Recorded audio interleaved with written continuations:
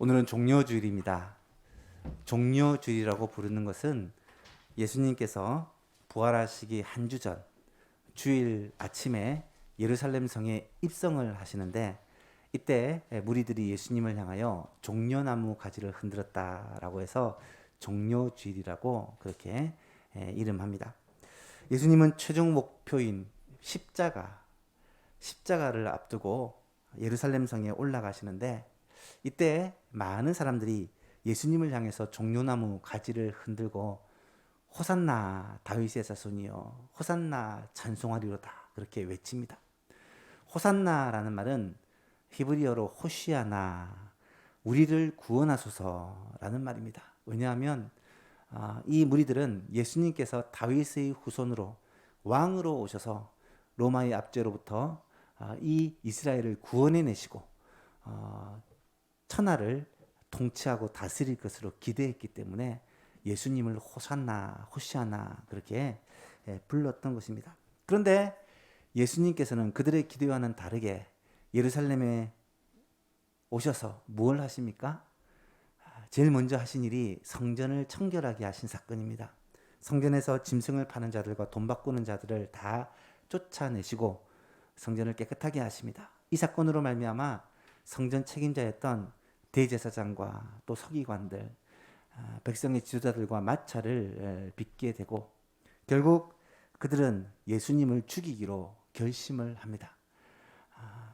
예수님을 죽이려 하지만 자신의 힘으로는 죽일 방법이 없어서 고민을 하다가 로마의 힘을 빌어, 총독 빌라도의 힘을 빌어서 예수님을 십자가에서 죽이자 그렇게 계략을 세우고 고민하던 중 예수님의 제자 중 하나인 가룟 유다가 예수님을 팔게 되죠. 목요일 밤 예수님이 제자들과 함께 마지막 만찬을 하신 후에 제자들과 함께 겟세마네 동산으로 기도하러 올라가십니다.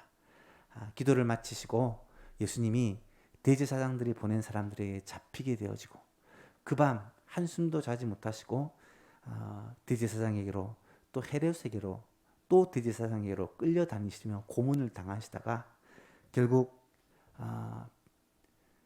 총독 빌라도에게 넘겨져서 불법 재판을 통해 사형 언도가 그 즉시 내려지고 예수님은 다음날 아침 9시에 십자가에 못 박혀 죽게 됩니다. 아침 9시에 못이 박혀서 오후 3시까지 6시간 동안 십자가 위에서 고난을 받으시다가 오후 3시에 운명하시고, 그 시체를 아리마대 요셉이라는 사람이 자신이 파놓은 새 무덤에다가 장사를 하게 되죠. 장사대 지낸 바 되었다가 사흘 만에 예수님은 미리 약속하신 대로 다시 살아나십니다. 예수님은 죽은 자 가운데서 다시 살아나셔서 부활하시게 되는데, 이 부활하신 날부터 일주일 전 예수님이 입성하신 때, 이 종려주일부터 부활주일까지 한 주간을 예수님이 고난받으신 것을 기억하며 묵상하며 보내는 고난주간으로 교회가 지키고 있습니다. 오늘부터 시작해서 부활주일 전까지, 토요일까지죠. 이 기간이 고난주일이라고 생각하실 수 있습니다. 어떻게 고난주일을 지켜야 될까? 이번 한 주간 동안 우리가 무엇을 해야 될까? 무엇보다 먼저 하나님의 말씀을 통해 예수님께서 우리를 위하여 행하신 일이 무엇이고 또 예수님의 그 사랑이 어떤 것인지를 우리가 묵상해야 된다라는 것입니다. 또한 그 사랑을 우리의 마음에 기억하고 기도해야 된다. 말씀 묵상과 기도로 주님과 교제하는 것이 우리가 이 고난주간에 할 수 있는 가장 귀한 일이다라는 것이죠. 그래서 우리 교회에서는 작년에 코로나로 잠시 쉬었던 특별 새벽기도를 이번 주간 다시 시작을 합니다. 새벽에 예배당에 나와서 함께 기도함으로 예수님을 묵상하고 또 기도하며 하루를 시작했으면 좋겠고요. 그래서 하루 종일 주님을 생각하고 주님과 동행하며 경건하게 거룩하게 그렇게 지냈으면 좋겠습니다. 예수님께서 십자가에 못 박히신 날인 성금요일, 금요일 저녁 8시에는 정사 기념 예배로 교회가 모이게 됩니다. 함께 모여 예수님의 그 십자가를 기억하며 또 주님의 그 큰 사랑을 우리가 묵상하며 그리고 성찬에 참여하게 될 것입니다. 이번 한 주 동안 매일 새벽을 깨우며 기도의 자리에 나오시기 힘든 분들이 계시다면 여러분이 계신 집에서도 반드시 주보를 통해 나간 이 말씀을 함께 묵상하시고 또 홈페이지에 또 새벽 말씀이 올라오시면 그것을 가지고 함께 묵상하고 또 주님을 생각하며 기도하며 이번 한 주간을 보내셨으면 좋겠고요. 이번 한 주간은 세상의 즐거움과 쾌락을 좀 끊고 주님을 생각하며 주님을 기억하며 그렇게 보내실 수 있기를 바랍니다. 고난주간을 잘 보내면 부활의 기쁨, 부활의 영광에 우리가 감격을 누릴 수가 있습니다. 오늘은 종료주일을 맞이하여 주님의 고난과 죽으심에 있어 하이라이트라고 할 수 있는 십자가에 대해서 함께 생각을 해보고자 합니다. 십자가 사건은 그 자체로만 놓고 본다면 하나님이신 예수님, 사람이신 예수님, 예수님은 완전한 하나님이시고 동시에 완전한 사람이십니다. 그 예수님께서 죄가 하나도 없으신데 우리의 죄 때문에 우리의 죄를 사하시기 위해서 대신 그 죄의 모든 값을 치르시고 죽으신 사건이 바로 십자가 사건입니다. 그런데 이 십자가 사건은 성경에 언제 기록이 되어 있느냐? 사실은 하나님께서 태초에 세상을 창조하실 때부터 이 십자가에 대한 계획을 가지고 있었음을 알 수가 있습니다. 어떻게 이것을 알 수 있냐면 인간이 처음으로 범죄하자마자 아담과 하와가 하나님께 범죄할 그때에 하나님은 이미 십자가에 대한 예언의 말씀을 하고 계시다는 거예요. 원시복음이라 말하는 창세기 3장 15장을 보시면 15절을 보시면 범죄한 직후 사람에게 그 다음에 뱀에게 또 뱀 안에 있던 사탄에게 말씀하시는 저주하시는 장면이 15절인데요. 내가 너로 사탄에게 하는 말씀이에요. 여자와 원수가 되게 하고 내 후손도 여자의 후손과 여자의 후손은 예수님을 말씀하는 겁니다. 여자의 후손과 원수가 되게 하리니 여자의 후손은 내 머리를 상하게 할 것이요 너는 그의 발꿈치를 상하게 할 것이다. 예수님이 사탄의 권세를 완전히 박살을 내실 것인데 그때 사탄은 예수님의 발꿈치를 상하게 한다. 이거는 십자가 사건을 말하는 것입니다. 십자가 구속의 사건은 이미 오래전부터 예수님께서 하나님께서 작정하신 것이고 때가 되어 하나님이 세상에 예수 그리스도를 사람의 모양으로 보내시고 예수 그리스도를 이 땅에서 30년가량 살게 하시다가 이 예수님이 우리의 죄를 대신해서 십자가에 죽으시고 그 죄값을 다 치르게 하시고 무덤까지 가셨다가 부활하게 하심으로 우리의 죄 문제를 완전하게 해결해 주셨다라는 사실입니다.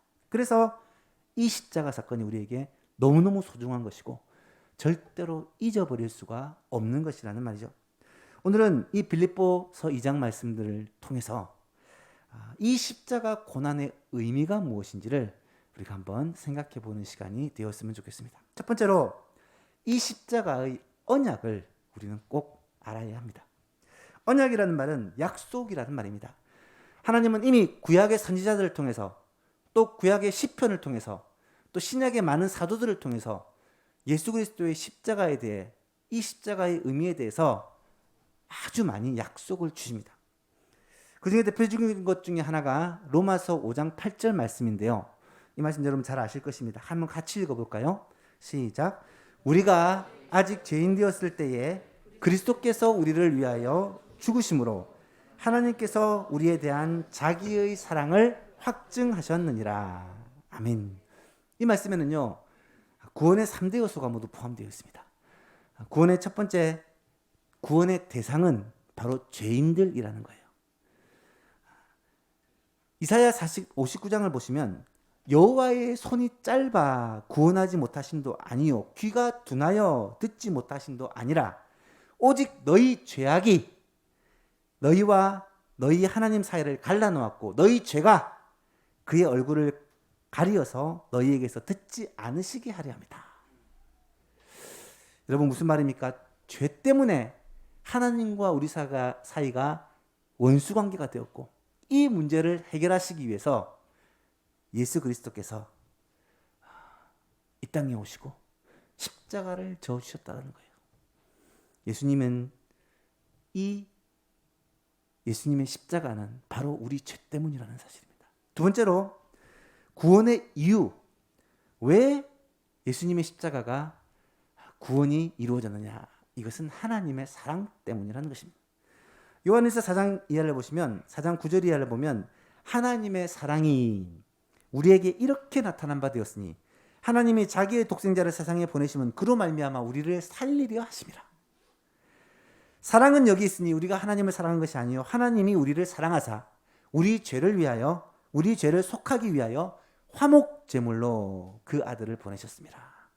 하나님께서는 예수 그리스도를 우리를 사랑하사 이 땅에 보내셨고요, 우리를 사랑하사 그 아들을 화목 제물로, 화목 제물이라는 것은 화목케 하기 위한 제물, 제물은 죽여서 드리는 거예요.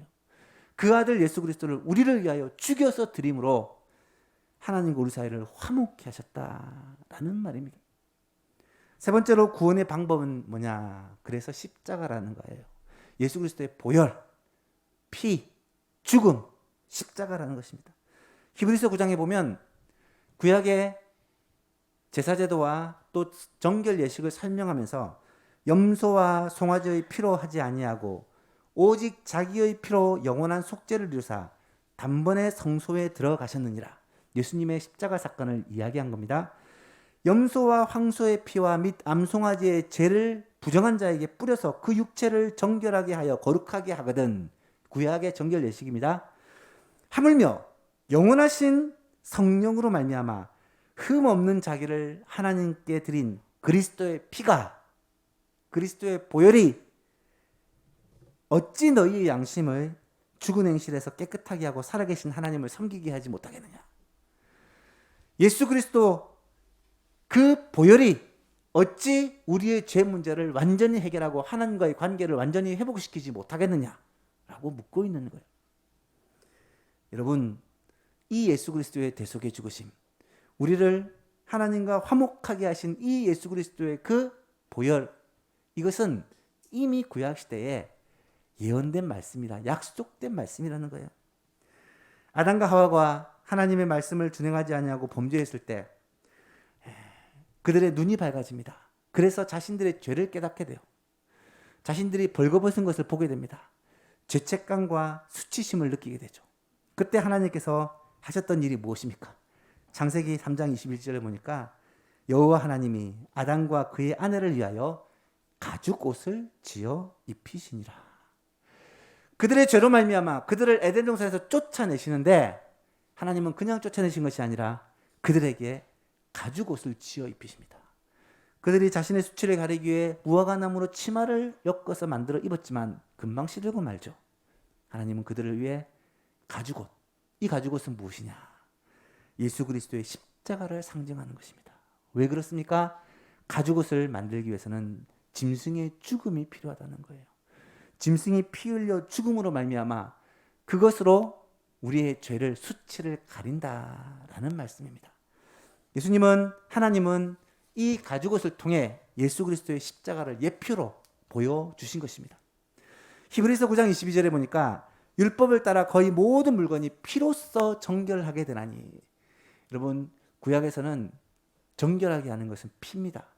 그러므로 피 흘림이 없은즉 사함이 없느니라. 예수 그리스도의 보혈이 효력이 없다면 우리 죄가 결코 사해지지 않는다는 것입니다. 하나님은 모든 인간의 죄를 사하시고 또 하나님과의 끊어진 관계를 회복시키시고 사단의 권세를 멸망시키시기 위해 십자가를 태초부터 예비하셨고 때가 되어 예수 그리스도를 보내심으로 말미암아 이 십자가를 통해 구원 사역을 완성하게 하신 것이다 라는 것이죠. 그래서 사도 바울은 이 예수님을 가리켜 둘째 아담이다, 두 번째 아담이다, 혹은 살려주는 영이다 라고 표현하는 것입니다. 고린도서 15장 45절 말씀을 보니까 기록된 바 첫사람 아담은 생명이 되었다. 창세기 2장 7절에 나오는 말씀인데요, 하나님께서 그 생기를 아담의 코에 불어넣으시니까 아담이 살아있는 영, 생명이 되었다라고 합니다. 아담이 살아있는 영이라면 예수님은 둘째 아담은 어떤 분이냐? 살려주는 영이다. 둘째 아담이신 예수님은 자신이 죽으심으로 말미암아 우리를 살게 하시는 생명을 주는 영이다 라는 말씀입니다. 구약의 선지자 이사야는 이 예수님의 대속의 죽으심을 700년 전에 미리 바라보고 마치 눈앞에서 생생하게 목격한 자처럼 그렇게 증언을 합니다. 뭐라고 증언합니까? 그는 실로 우리의 질고를 지고 우리의 슬픔을 당하셨거든. 우리는 생각하기를 그는 징벌을 받아 하나님께 맞으며 고난을 당한다. 그렇게 생각했다는 거예요. 하지만 그가 찔림은 우리의 허물 때문이요. 그가 상함은 우리의 죄악 때문이라. 그가 징계를 받음으로 우리가 평안을 누리고 그가 채찍에 맞음으로 우리가 나음을 입었다. 라고 말합니다. 우리는 다 양 같아서 그릇 행하여 각기 제 길로 갔거든. 여호와께서는 우리 모두의 죄악을 그에게 담당시키셨도다. 이것이 예수님이 오시기 700년 전에 이사야를 통해 예언된 예수님의 십자가 사건이라는 거예요. 사랑하는 예수만 교수님 여러분, 이 십자가의 약속은 이미 태초부터 계획되었고 여러 번에 걸쳐 성경에 예언된 말씀입니다. 그리스도께서 왜 십자가를 지실 수밖에 없었느냐? 그 이유는 우리의 죄 때문에 이 죄 문제를 해결하시기 위해서 그리스도께서 대신 죽은 그 사건이 십자가 사건이라는 거예요. 하나님은 우리를 죄에서 구원하시기 위해 우리를 죄에서 사망에서 멸망에서 건지시기 위해 예수 그리스도의 십자가라는 이 위대한 언약을 미리 주셨고 또 그 언약을 성취해 주셨다라는 것입니다. 그래서 오늘 보면 8절에 예수님께서 사람의 모양으로 나타나사 자기를 낮추시고 죽기까지 복종하셨으니 곧 십자가의 죽으심이라. 하나님의 언약, 하나님의 약속에 그대로 복종하신 예수님을 우리는 알 수가 있습니다. 두 번째로 십자가 고난의 의미가 무엇이냐? 그것은 이 십자가의 성취라는 거예요. 십자가가 약속된 언약된 것이라면 이 언약이 이제 성취된 것입니다. 여러분, 하나님이 자신이 세운 언약을 절대로 변개치 않으시는 분입니다. 하나님은 약속하신 대로 때가 되어 예수 그리스도, 독생자 예수 그리스도를 이 땅에 보내어주시고 그 예수님은 우리를 위해 십자가를 져 주셨습니다. 죄로 인해서 멸망받을 수밖에 없는 우리를 살리시기 위해 예수님이 대신 그 모든 죄를 짊어지신 것입니다. 그런데 이때 예수님이 선택하신 방법이 뭐냐? 십자가라는 거예요. 여러분, 십자가는 하나님의 공의와 하나님의 사랑을 동시에 만족시키는 유일한 방법이에요. 십자가는 하나님의 공의와 하나님의 사랑이 만나는 크로스다. 그래서 십자가를 크로스라고 하지 않습니까? 하나님의 공의와 사랑이 만나는 그 교차점이 십자가라는 거예요. 하나님은 공의의 하나님이십니다. 공의의 하나님이시면 하나님은 결코 죄를 용납하실 수가 없습니다. 하나님을 떠나서 타락한 인간 가운데 하나님의 공의를 만족시킬 수 있는 분은, 사람은 한 명도 없다는, 한 명도. 로마서 3장 23절에서는 분명하게 선언하죠. 모든 사람이 죄를 범하였음에 하나님의 영광에 이르지 못한다. 그러면 하나님의 공의가 어떻게 해야 성취가 될 수 있겠습니까? 어떻게 하나님께서 이 공의를 이루실 수가 있겠습니까? 구약에서는 하나님의 율법을 주셔서 이 율법을 지키는 자는 구원을 받는다고 말했어요. 여러분, 하지만 율법은 그것을 지킴으로 구원을 받을 사람이 한 명도 없다는 거예요. 로마서 3장 20절은 말합니다. 그러므로 율법의 행위로는 그의 앞에 의롭다 하심을 얻을 육체가 없나니 율법으로는 죄를 깨달음이니라. 이 세상 가운데 착한 일을 많이 하고 선하게 살아서 하나님으로부터 의롭다고 인정받을 수 있는 사람 단 한 사람도 없다는 것입니다. 불가능하다는 거예요. 율법으로는 죄가 무엇인지를 깨달을 뿐이라는 거예요. 그렇다고 하나님은 인간을 향한 사랑 때문에 하나님이 세우신 공의를 무너뜨리시느냐? 그건 또 아닙니다. 하나님은 공의의 하나님이시고 동시에 사랑의 하나님이신데 이 두 가지 속성을 완전하게 성취할 수 있는 유일한 방법이 무엇이냐? 바로 십자가라는 거예요. 하나님 자신이, 하나님의 독생자가, 예수 그리스도가 이 땅에 오셔서 십자가에서 자신의 생명을 주심으로 이 죄의 모든 형벌을 대신 지심으로 말미암아 이 죄 문제가 해결하게 되어진다라는 거예요. 이것이 하나님이 선택한 십자가라는 방법이고 이것이 하나님의 지혜라는 것입니다. 오늘 본문에 보니까 그는 근본 하나님의 본체시지만 예수님을 말합니다. 하나님과 동등됨을 취할 것으로 여기지 않으시고 오히려 자기를 비워 종의 형체를 가지사 사람들과 같이 되셨고 사람의 모양으로 나타나사 자기를 낮추시고 죽기까지 복종하셨으니 곧 십자가에 죽으심이라. 여러분, 예수님의 이 십자가 죽으심은요, 하나님이 선택하신 구원의 유일한 방법입니다. 인간의 구원을 위해 하나님의 사랑과 공의를 동시에 만족시킬 수 있는 하나님의 지혜의 결정체가 바로 십자가라는 거예요. 자신이 스스로 사람이 되어지고 자신이 스스로 모든 죄를 다 짊어지심으로 말미암아 인류의 죄 문제를 해결해 주신 이 위대한 사건이 십자가라는 것입니다. 고린도전서 1장 21절에서 바울은 이 십자가를 하나님의 지혜라고 그렇게 찬양합니다. 하나님의 지혜에 있어서는 이 세상이 자기 지혜로 하나님을 알지 못하는 거로 하나님께서는 전도에 미련한 것으로 믿는 자들을 구원하시기를 기뻐하시느니라. 유대인은 표적을 구하고 헬라인은 지혜를 찾으나 우리는 뭘 전한다고요? 십자가에 못 박힌 그리스도를 전하니. 유대인에게는 거리끼는 것이요 이방인에게는 미련한 것이로되 오직 부르심을 입은 자들에게는 유대인이나 헬라인이나 그리스도는 하나님의 능력이요 하나님의 지혜다 라고 고백하고 있습니다. 여러분, 왜 그리스도의 십자가가 유대인에게는 거리끼는 것일까요? 거리끼는 것이다 라는 말은 걸려 넘어뜨리는 것, 격분하게 만드는 것이라는 말입니다. 그리스도의 십자가는 유대인들이 볼 때는 격분하게 만드는 거예요. 왜 그러냐면 유대인들이 생각했던 메시아가 어떤 사람이라고요?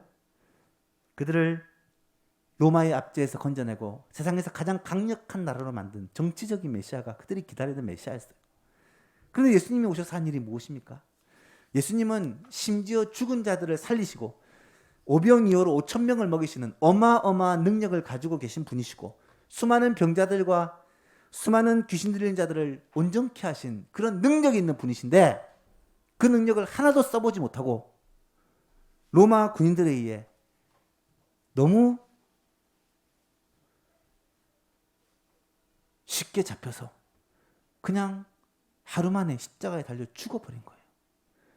이 예수가 이 이스라엘을 구원할 정말 위대한 구원자로 기대했는데 무기력하게 잡혀서 십자가에 달려버리니까 그분을 메시아라고 믿을 수가 없었던 것입니다. 십자가에 달려 죽은 예수가 메시아일 수는 없다고 유대인들은 그렇게 생각을 했던 거예요. 반대로 십자가가 이방인들에게는 미련한 것이 됩니다. 여러분, 미련한 것이라는 말은 말도 안 되는 소리, 허튼 소리 이런 말입니다. 십자가에 달리신 구원자를 얘기하면 이방인들은 하나님을 알지 못하고 예수님을 알지 못하는 자들은 콧웃음을 칩니다. 말도 안 되는 소리라고요. 왜 그런가요? 신이 어떻게 십자가에 달리냐? 어떻게 신이 죽느냐? 아니, 죽는 것을 왜 믿느냐? 사랑하는 성도 여러분, 자기 자신도 구원하지 못한 사람이 어떻게 남을 구원할 수 있느냐? 실제로 십자가에 달린 예수님을 향해 무리들이 손가락질하며 저주했던 내용들입니다. 똑같은 이 얘기를 지금 현대인들도 하고 있습니다. 예수님을 조롱하고 교회를 조롱하고 십자가의 도를 무시하는 사람들이 이 십자가의 도를 도무지 이해할 수가 없다는 것입니다. 여러분, 세상 지혜로는 십자가의 이 도를, 십자가의 비밀을 알 수가 없습니다. 여러분, 이성적으로 생각을 해보면 내가 구원받기 위해 무언가 엄청난 노력을 하고 무언가 엄청난 헌신을 하고 희생을 하고 구원을 받는다면 좀 그래도 와닿을 수 있는데, 우리는 아무것도 한 것이 없는데 2000년 전에 예수님이란 분이 우리를 위해서 대신 십자가를 져서 죽어주셨기 때문에 그 예수님을 믿는 사람은 누구나 다 구원을 받는다는 말이 이성적으로 상식적으로 와닿겠습니까? 이해가 안 되는 거예요. 그래서 사람들은 이 복음을 믿지를 못하는 것입니다. 그런데 여러분 어떻습니까? 이 복음을 믿는 자에게는요, 이 복음이 세상에서 제일 좋은 소식, 가장 놀라운 소식이 되는 거예요. 그래서 사도 바울은 뭐라고 고백합니까? 십자가 복음이, 십자가에 달리신 예수 그리스도가 유대인에게는 거리끼는 것이고 이방인들에게는 미련한 것이지만 오직 부르심을 받은 우리들에게는, 유대인이나 헬라인이나 할 것 없이 하나님의 부르심을 받은 우리들에게는 그리스도가 하나님의 능력이요 하나님의 지혜니라. 아멘. 그렇게 고백하고 있다는 거예요. 그리스도의 십자가가 믿는 우리들에게는 세상 최고의 능력이요 세상의 최고의 지혜라는 것입니다. 십자가는 연약한 우리, 참 나약한 우리를 전능하신 하나님과 연결시켜주는 이 고리가 되어집니다. 십자가는 사람이 상상조차 할 수 없는 이 구원의 비밀을 성취해 주신, 성취하신 하나님의 놀라운 작품이요 하나님의 지혜요 방법이라는 거예요. 그래서 십자가의 비밀과 축복을 깨닫는 자란 이 세상에서 가장 행복한 자라고 저는 확신합니다. 이 자리에 앉아 계신 예수망 모든 성도님들은 이 축복을 누리고 계시다고 저는 믿습니다. 십자가 고난의 비밀, 이 사실을 깨달음으로 말미암아 이 십자가 속에 숨겨있는 이 놀라운 비밀들을 깨달음으로 말미암아 이 은혜에 함께 동참하는 예수만 가족들 다 될 수 있기를 바랍니다. 마지막으로 이 십자가 고난의 의미 중에 제일 중요한 것 중에 하나가 십자가의 사명입니다. 십자가의 언약을 따라 십자가가 성취가 이루어졌다면 이제는 십자가에 남은 사명이 있다는 것입니다. 하나님은 영원하신 작정과 계획 속에 우리를 구원하시기로 하셨고 예수님을 보내셔서 십자가를 지심으로 구원해 주셨습니다. 그런데 문제는 이 십자가를 모든 사람이 다 구원의 은혜를 누리는 것이 아니라 예수 그리스도의 십자가를 믿고 의지하는 자만 구원에 동참하게 된다는 거예요. 그래서 우리에게는 사명이 있습니다. 이 십자가 복음을 전해야 할 사명이 우리에게 있다는 거예요. 사랑하는 여러분, 하나님의 자녀로 부르심을 받은 모든 사람에게는 똑같이 전도의 사명이 부여됩니다. 왜냐하면 예수님께서 이 땅을 떠나시기 전에 마지막으로 우리에게 가장 큰 명령, The Greatest Commission, 대명령을 주셨기 때문에. 그 명령이 무엇입니까? 예수께서 나와 일러 말씀하여 이르시되 하늘과 땅의 모든 권세를 내게 주셨으니 그러므로 너희는 가서 모든 민족을 제자로 삼아 아버지와 아들과 성령의 이름으로 세례를 베풀고 내가 그들에게 분부한 모든 것을 가르쳐 지키게 하라. 볼지어다 내가 세상 끝날까지 너희와 항상 함께 있으리라. 이것이 제자들에게, 500년 무리들에게, 또 오늘 우리들에게 주신 마지막 주님의 사명이라는 것입니다. 우리가 힘써 복음을 전해야 할 이유가 무엇입니까? 그리스도의 십자가와 부활이라는 이 복음의 비밀을 믿기만 하면 누구든지 구원을 받게 되기 때문입니다. 이 복음을 믿는 자는 예수 그리스도의 십자가를 믿는 자는 이 구원의 영광을 누리기 때문입니다. 로마서 1장 16절에 바울이 선포합니다. 내가 복음을 부끄러워하지 아니하노니 이 복음은 모든 믿는 자에게 구원을 주시는 하나님의 능력이 됨이라. 첫째는 유대인에게 또한 헬라인에게다. 고린도서 1장 18절에 바울은 얘기합니다. 십자가의 도가 멸망하는 자들에게는 미련한 것이지만 구원을 얻는 우리들에게는 하나님의 능력이 된다. 그렇습니다. 사랑하는 성도 여러분, 이 십자가의 도를 믿고 구원받은 우리는 이제 십자가의 사명을 감당해야 합니다. 주님이 우리를 위해 생명을 주셨다면 이제 받은 생명으로 다른 사람을 살리는 일에 헌신을 해야 됩니다. 만약에 이 은혜를 받고도 다른 사람의 구원에 관심이 없다면 이것은 주님께서 맡기신 사명을 무시하는 직무유기에 해당하는 그런 죄가 아닐까요? 고린도서 1장 21절에 하나님의 지혜를 설명하면서 하나님의 지혜에 있어서는 이 세상이 자기 지혜로는 하나님을 알 수 없기 때문에 하나님께서 전도의 미련한 것으로 믿는 자들을 구원하시기를 기뻐하셨다. 전도가 세상 사람들이 볼 때 미련한 것이에요. 아이고 그렇게 전한다고 듣나? 그렇게 말한다고 사람들이 믿나? 미련해 보이지만 이 전도를 통해서 하나님은 믿는 자들을 구원하시기를 기뻐하신다고 말씀하십니다. 그래서 우리는 증거하는 거예요. 그래서 우리는 전하는 거예요. 유대인들은 표적을 구하고 헬라인들은 지혜를 찾으나 우리는 십자가에 못 박히신 예수를 전하니 우리가 해야 되는 일은 예수 그리스도의 십자가와 부활 이 복음을 전하는 것입니다. 예수님께서 우리 죄를 대신해서 십자가에서 자신의 생명을 주심으로 그 피가 그 보혈이 우리의 죄를 다 씻으시고 우리를 죄에서 건지시고 하나님의 나라에 들어갈 수 있도록 우리에게 영원한 생명을 주셨다는 사실을 증거해야 된다는 거예요. 고난주간을 보내는 동안 우리가 해야 될 일이 무엇이겠습니까? 먼저 주님의 이 십자가 사랑을 묵상하는 거예요. 깊이 새기는 거예요. 기도로 주님과 교제하는 거예요. 그리고 이 십자가 사랑을 이제는 내 안에 넘치는 사랑을 전하는 것입니다. 가족들에게, 친지들에게, 이웃들에게, 친구들에게 아직 주님의 사랑을 만나지 못한 아직까지 그 주님의 사랑을 모르고 있는 사람들에게 이 십자가 복음을 전하는 거예요.